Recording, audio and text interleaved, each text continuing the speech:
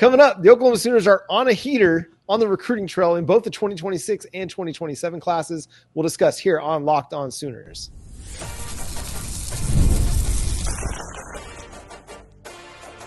You are Locked On Sooners, your daily podcast on the Oklahoma Sooners. Part of the Locked On Podcast Network, your team every day. Once again, thanks for making Locked On Sooners your first listen every single day. Shout out to all the everydayers out there. Tune in and subscribe to the show wherever you get your podcasts. We're free and available on all podcast platforms and on YouTube, so hit that subscribe button and that notification bell to let you know when new episodes drop. Jay, the Oklahoma Sooners have been en fuego, on fire, cooking on the recruiting trail. Hey, man, I didn't think that could happen, and I'm just going to tell you, just like it's been stated before, I think we ain't done yet. Like, there's going to be more flips. There's going to be more commitments coming heading into signing day, which is between Wednesday and Friday's your early signing period. Yep. So Wednesday, Thursday, Friday, I expect to be very eventful for us. So me and John, of course, will drop some stuff on it as it comes down. But you picked up players from, got Markel Ford last week, Jaden Pettit, which, we was excited about. Then you added Dane Bathurst, who I'm pretty stoked about, edge / linebacker that rumor has it they think that he has upside like a little bit quicker Danny Stutzman. He's as big as Danny was. He's as strong as Danny was. He moves quicker, a little bit faster, but he can play both edge and linebacker. He may try to figure out linebacker in this Brent Venables system, which would not be surprising to me because Nate Drelling is the one that recruited him. So since Nate recruited him, I expect him to play middle linebacker, similar to Danny. And then you bring in Christian Moore, who is definitely a Jim Nagy and Nate Drelling special, another linebacker. He's out of Selma, Alabama. Very underrated 3-star, 6'2", 220, basically a bigger kip. But if you go watch the tape, John, he's like as violent as a Reggie Powers, a Michael Boganowski, as a Kendall Daniels, a Kendall Doby. He hits really, really hard. And that's just the 26. We'll get into 27 in a second, but let's talk about these 26s, though. Christian Moore is probably one of the scary, underrated players that's going to come in here and really cause problems. Give me a 6'2", 220 senior coming into Norman and having an opportunity to earn some snaps. Like, we've seen that they're willing to play guys that come out and play with a physicality like that. If you want to come and you want to lay some lumber, this guy's going to be a special teams dude, at least in his first season, a la Reggie Powers and Michael Boganowski and Jaden Hardy in 2024. He'll have an impact like that. Dane Bathurst, dude, that guy can straight up rush. Whether they see him as a linebacker or a cheetah or an edge, whatever it is, they got to make sure my man gets some opportunities to rush the passer because he's clean with it. He's got a really advanced pass rush repertoire that I'm excited about.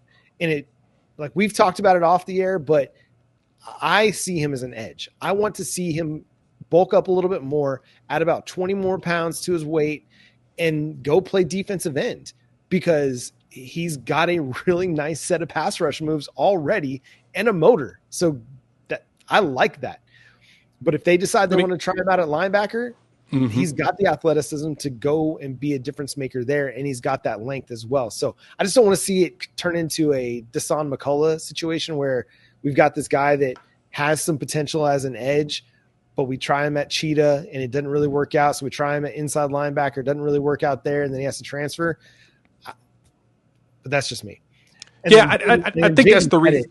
Go ahead. Yeah, I think that's why Nate's recruiting him, though. But I really believe that they're going to play him at linebacker. Like, that's where they want him, and they see most of his upside. But don't forget, Danny did a lot of blitzing in his day. So as you mentioned, I can totally expect them leveraging him in situations on the edge. But, yeah, when I saw that Nate was recruiting him, I was like, yeah, he's definitely going to play linebacker. But, again, you're right. Like, I think it would be much different than the McCullough because McCullough was what Deshaun McCullough, what they wanted from him is what we're getting out of Kendall Daniels. Mm-hmm. Right? Like Kendall Daniels is exactly what McCullough was going to play, but it just unfortunately didn't work out. He plays so much better at only edge. Mm-hmm. Kendall Daniels can play safety all the way through. Yep. And I think Dane is the exact same way. So we should, like I said, we should see a mixture in there. But yeah, they definitely, it would be malpractice to not take advantage of the fact that he's such a good edge rusher too. So Jaden Pettit. Yeah, Jaden Pettit, that's a huge get.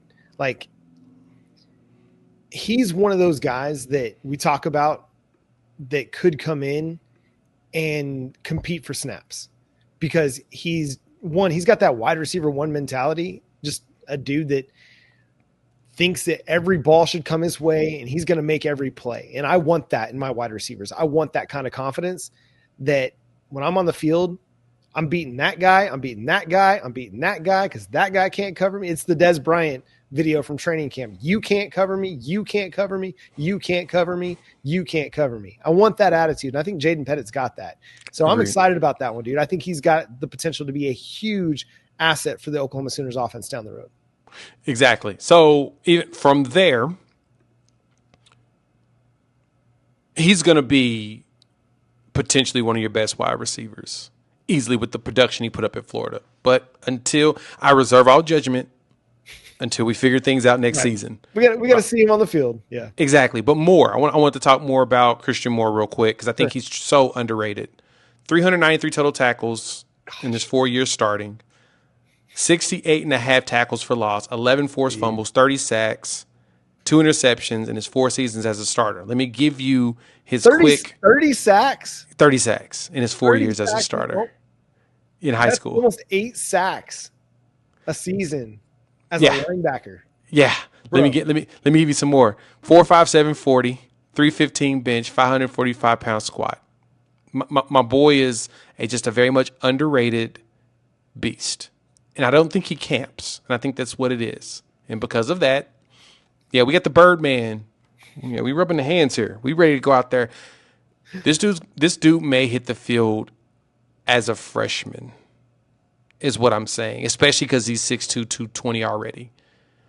He could see the field early. Good snaps, good rotations, to where in 27, he may be fighting his way into a role to start. Just understand, I think Megatron has a good chance, Mr. Christian Moore has a good chance of playing a lot earlier than we anticipated. Which is reasonable considering that after the 2026 season, you're definitely without Kobe McKenzie, Kip Lewis, and Owen Heineke. Yep, those 3 are gone. Guaranteed. And that leaves you with Sammy Omasigo and James Nesta. Marcus James. Taylor Heim. Yeah, that's really about it without some of the other. And then your guys bringing in this class. Yeah, Jacob Curry and then Nico Jandro, Christian Moore. Bo Jandro, Christian exactly. Moore. So a lot of really good, talented, athletic, fast, and physical players that you're going to have to start getting ramped up in the 2026 season to become significant role players in 2027. So I think you are on point with that, Jay. That's a great, great point that you made.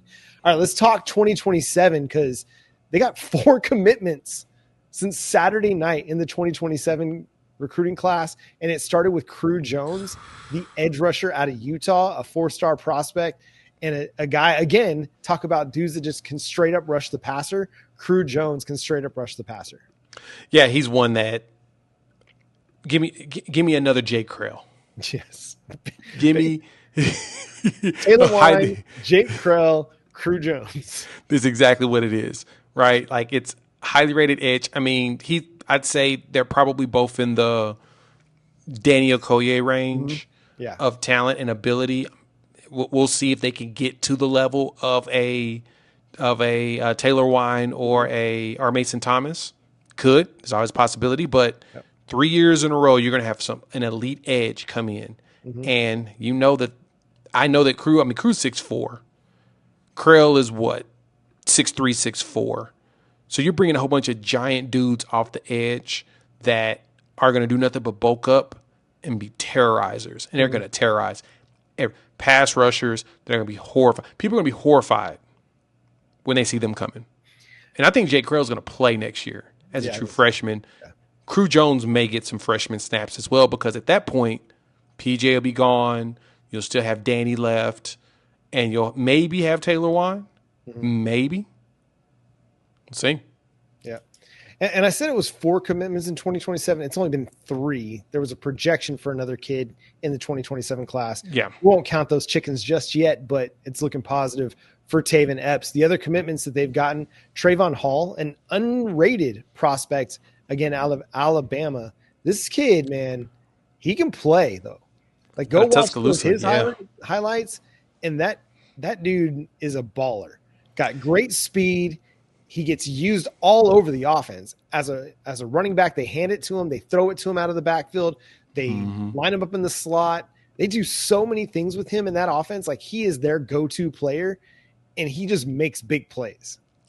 It's pretty crazy how talented he is and what he's shown. And so, yeah, he's going to be one that he jumps off the screen when you watch him play. Yep. And I was looking it up. I was like, okay, why is he not rated yet? I don't think he camps much. But the anticipation is when he gets rated, he'll be a 4-star. Yeah, and that comes after this season when they do they finalize 26s. They'll start really digging into 27s.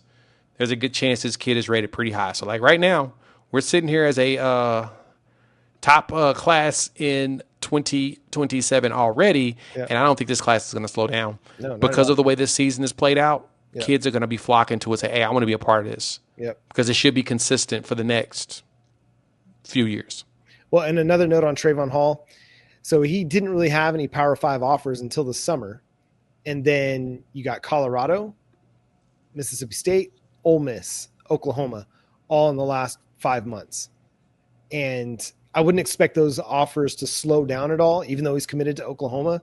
Those offers are going to just ramp up even more so. But big get for Emmett Jones and the Oklahoma Sooners. The other one, running back Keldron Ben, a 5'10", 210-pound bowling ball that is going to come in and have a chance to be a physical presence for the Oklahoma Sooners in 2027. 5'10", 210.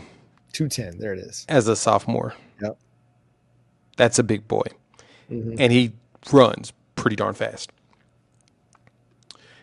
You watch the tape, you're going to be like, oh, I see why they offer him. He's explosive. He's a Texas running back, Montgomery, Texas. 1,560 yards and 15 touchdowns on 152 carries. That is more than 10 yards a carry. Jeez. That's crazy. I mean, what more could you ask for from a back at that level? And he's big and he's strong. So to me, he's SEC built. Mm-hmm. Bigger, stockier, ready to take the punishment and go. Oh, Oklahoma's brewing. They cooking. What's so crazy about this, Jay, is Oklahoma has got 10 commitments in the 2027 class before we even get to the early signing period in 2026.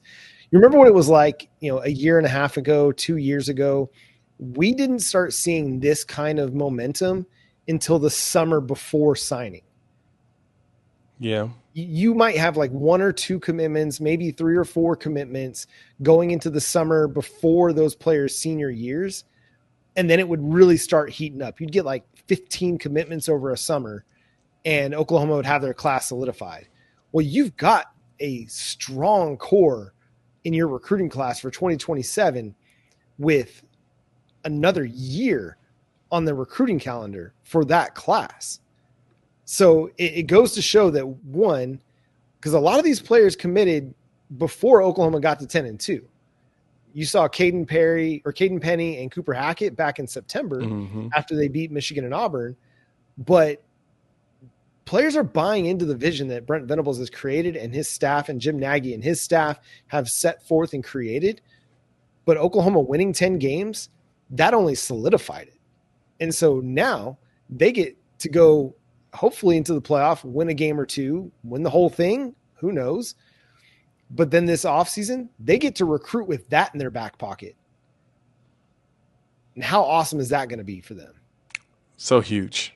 Oh, man. Pretty excited. It's not going to stop, though. So exciting. Not going to stop. Can't stop, won't stop. And that's going to do it for an extended edition of this episode of Locked On Sooners. Thanks so much for tuning in, being a part of the show. Subscribe to the show wherever you get your podcasts. We're free and available on all podcast platforms and on YouTube. So hit the subscribe button, hit the notification bell to let you know when new episodes drop. Make sure you follow Jay at Unfair Sports. Go check out his channel, Unfair Sports, for more Oklahoma Sooners and college football coverage. You can follow me at John9Williams and read my work covering the Sooners over at SoonersWire.com. The show is at Locked On Sooners on all of your favorite social media platforms. But until next time, he's Jay Smith. I'm John Williams. We'll talk to you then. Boomer. Sooner. Playoffs, baby. Let's go.